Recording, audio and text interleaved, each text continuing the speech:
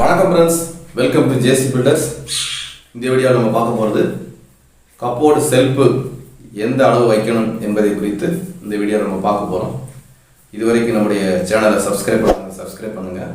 வாங்க வீடியோக்குள்ளே போகலாம். இன்றைக்கி பார்த்தீங்கன்னா என்ன தலைப்பில் வீடியோ போடலாம்னு சொல்லி நான் யோசனை பண்ணிக்கிட்டு இருந்தேன். அப்புறம் ஈவினிங் பார்த்தீங்கன்னா ராஜபாளையத்துலேருந்து ஒரு தம்பி வழக்கமாக என்கிட்ட வந்து இப்போ டவுட்டு கேட்டுக்கிட்டு இருப்பார். அவர் ஃபோன் போட்டு எனக்கு கப்போர்டு செல்ஃபெல்லாம் என்ன அளவுன்னு வைக்கணும் அப்படின்னு சொல்லி கேட்டார்.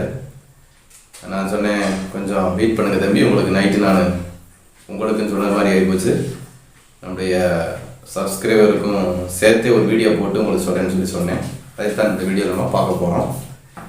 இப்போ அந்த வீட்டிற்கு ஜன்னல் வைக்கிறது, கப்போர்டு செல்ஃப் வைக்கிறதெல்லாம் பார்த்தீங்கன்னா அந்தந்த ரூமுக்கு தகுந்த மாதிரி தான் நம்ம வைக்க முடியும். அதை வந்து நம்ம ஃபஸ்ட்டு மனதுக்கு கொண்டு வரணும். அதாவது நம்ம ரூமுடைய சைஸை பொறுத்து தான் இந்த கப்போர்டு வைக்கிறதா இருந்தாலும் சரி, ஜன்னல் வைக்கிறதா இருந்தாலும் சரி, நில வைக்கிறதா இருந்தாலும் சரி, அதுக்கு தகுந்த மாதிரி தான் நம்ம அமைக்க முடியும். இப்போ வந்து பார்த்தீங்கன்னா இன்னைக்கு வீடியோவில் வந்து நம்ம செல்ஃப் வைக்கிறது தான் நம்ம பார்க்க போகிறோம். இப்போ ஒரு 10க்கு 10 ரூம் இருக்குது அப்படின்னா அதுக்கு வந்து ஒரு 4க்கு 5 செல்ஃப் வந்து போதுமானது. செல்ஃப் வந்து எப்படின்னா கீழேருந்து தரையிலேருந்து 2 அடி உயரம் வச்சுட்டு அதுக்கு மேலே லிண்டல் இருக்கு பாருங்க. லிண்டலுக்கு கீழே அந்த இருக்கிற அந்த பேஸை வந்து நம்ம வந்து எப்படி ஜன்னலுக்கு வந்து இடம் ஒதுக்கி விடுவோமோ அதே மாதிரி செல்ஃபுக்கும் நம்ம கப்போர்டு வைக்கிறதுக்கும் இடத்த ஒதுக்கி வைக்கலாம். அது ரூமுக்கு தகுந்த மாதிரி வச்சுக்கலாம்.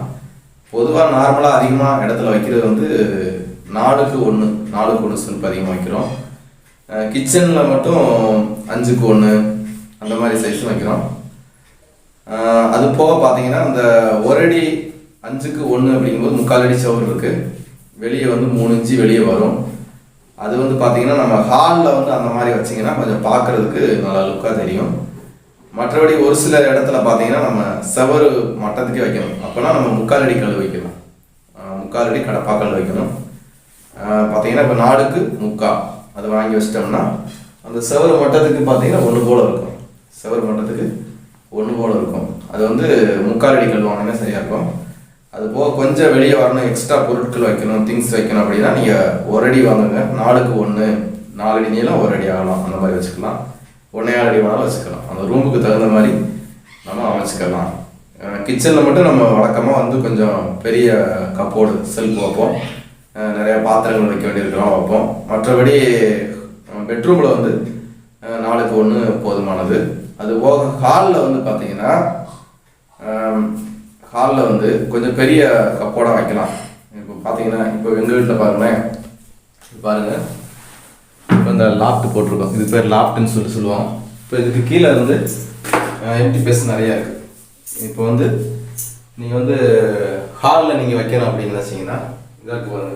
இது இந்த இடத்த ஃபுல்லாகவே இதுக்கு கீழே இந்த லிண்டலுக்கு கீழே இருக்கிற இடத்த ஃபுல்லாகவே வந்து நீங்கள் கப்போர்டு மாதிரி இதில் வந்து ஒரு 2-3 கப்போர்டு பிரித்து நல்லா ஷோகேஸ் மாதிரி பொம்மைகள், விளையாட்டு பொம்மைகள், அடுத்து உங்களுடைய பிள்ளைகள் வாங்கியிருக்கிற அந்த பரிசு கிஃப்ட்டு, அந்த கப்பு எல்லாத்தையும் வாங்கி வைக்கிறதுக்கு இந்த மாதிரி வந்து நீங்கள் பயன்படுத்தலாம்.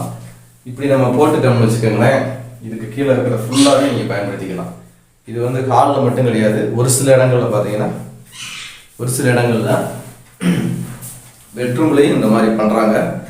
ஃபுல்லாகவே வெளியே லாஃப்ட் போட்டு லாஃப்ட்டுக்கு கீழே இருக்கிற இடத்த ஃபுல்லாகவே நான் ஃபுல்லாக கவர் பண்ணி அதில் பாதி இது வந்து கப்போர்டாகவும் பாதி வந்து திங்ஸ் வைக்கிறதுக்கு மற்றபடி அப்படியும் பயன்படுத்த டோர் போட்டோம்னா நிறையா பொருட்கள் திங்ஸ் வச்சுக்கலாம். ஒரு பீரோ மாதிரி கூட நம்ம அமைச்சு கொண்டு வந்துடலாம்.